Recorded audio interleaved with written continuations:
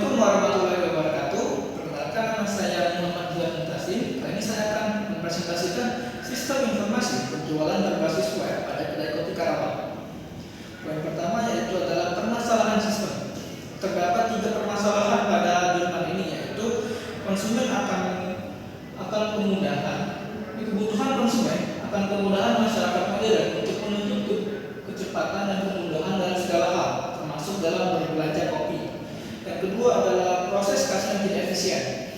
Sistem kasir yang masih manual menyebabkan rentannya kesalahan, keterlambatan pelayanan, dan membuat pencatatan laporan harian menjadi rumit dan tidak akurat. Selanjutnya adalah promosi yang kurang efektif. Pada jurnal ini, metode promosi yang digunakan adalah baliho, media sosial, dan dari mulut ke mulut. Jangkauan ini masih terbatas dan sulit diukur untuk keberhasilannya. Ini membuat pemasaran tidak optimal dan tidak mampu menarik pelanggan baru secara maksimal. Selanjutnya adalah analisis kebutuhan. Pada jurnal ini terdapat 2 kebutuhan, yaitu kebutuhan fungsional dan non-fungsional. Kebutuhan fungsional terbagi 3, yaitu kebutuhan untuk mengelola data. Yang kedua adalah kebutuhan untuk mengelola data dan stok barang. Yang ketiga adalah mengelola data produk. Sedangkan untuk kebutuhan non-fungsional terbagi 3, yaitu sistem mampu menampilkan laporan mengenai transaksi yang telah dilakukan. Yang kedua adalah sistem mampu memiliki tampilan yang user friendly. Dan yang ketiga, sistem dibuat dalam berbentuk website. Selanjutnya adalah metode pengembangan sistem. Pada jurnal ini, metode yang digunakan adalah metode IDEA, yang dimana IDEA adalah singkatan dari analisis, design, development, implementation, dan evolution. Metode ini dipilih karena sesuai dengan alur pembuatan sistem berbasis web, di mana setiap tahapannya saling berkaitan dan harus dilakukan secara sistematis. Yang pertama adalah analisis. Tahap awal untuk mengidentifikasi kebutuhan dan masalah yang ada, seperti yang sudah disebutkan, yaitu kebutuhan pelanggan, kasir, dan promosi.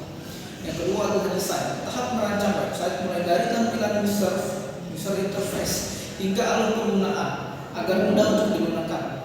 Yang keempat adalah tahapan development atau pengembangan. Tahapan ini di mana sebuah website mulai dibuat melalui proses pengkodan atau coding berdasarkan desain yang telah dibuat. Yang keempat adalah implementasi atau implementation, di mana website yang sudah selesai dibuat dan mulai digunakan oleh pengguna seperti kasir dan pelanggan. Yang kelima adalah evaluasi. Tahapan terakhir untuk mengevaluasi setiap langkah yang sudah dilakukan. Tahapan ini juga dilakukan secara di setiap fase untuk memastikan semuanya berjalan sesuai rencana. Poin selanjutnya adalah pemodelan sistem.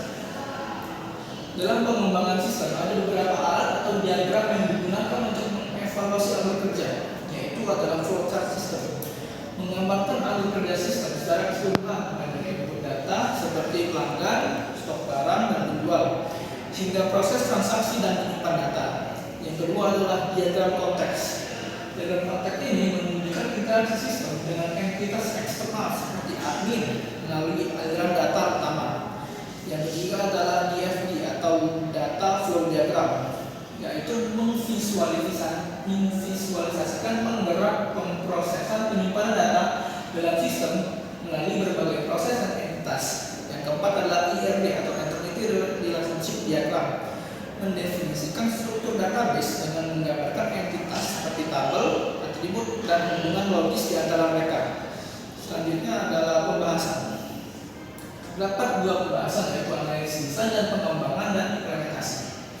Jurnal ini dimulai dengan menganalisis masalah kebutuhan yang terjadi pada kedai kopi.